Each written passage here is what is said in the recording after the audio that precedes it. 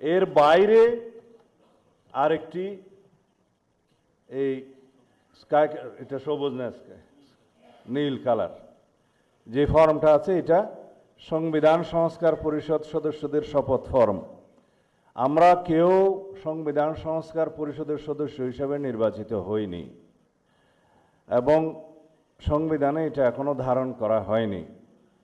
গণভোটের রায় অনুযায়ী সংবিধান সংস্কার পরিষদ গঠিত হলে সেটা সংবিধানে আগে ধারণ করতে হবে এবং সংবিধান সংস্কার পরিষদের সদস্যকে কে শপথ নেয়াবেন সেটা বিধান করতে হবে এবং কোন এরকম ফর্ম এটা সংবিধানে নেই। এই ফর্মটি তৃতীয় তফসিলে আছে, সাদাটা। এইরকম তখন একটা ফর্ম সংবিধানের তৃতীয় তফসিলে আসবে। সেগুলো সাংবিধানিকভাবে জাতীয় সংসদে গৃহীত হওয়ার পরে তখন জাতীয় সংবিধান সংস্কার পরিষদের সদস্যদের শপথ নেয়ার বিধান করা যাবে।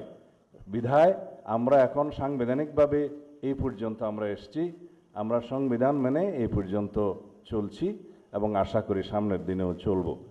আমি মাননীয় চেয়ারম্যানের নির্দেশে ওনার উপস্থিতিতে আপনাদেরকে এই আমাদের দলীয় সিদ্ধান্তটা জানালাম। ধন্যবাদ সবাইকে।